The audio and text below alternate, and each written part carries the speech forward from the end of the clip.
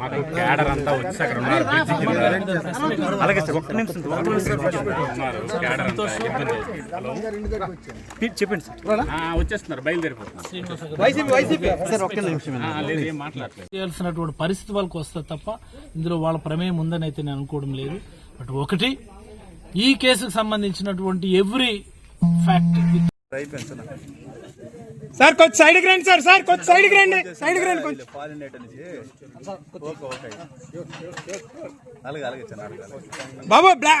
బాబు సైడ్కి రా నాన్న.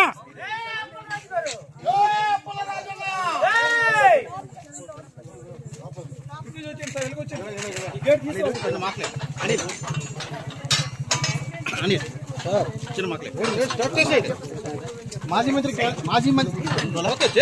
మంత్రి సీదిరి అప్పలరాజు అటకేలకు జైలు నుంచి బయటకు వచ్చారు. 23 రోజులు, నేటికి 23 రోజులు రిమాండ్ లో ఉన్నారు ఆయన.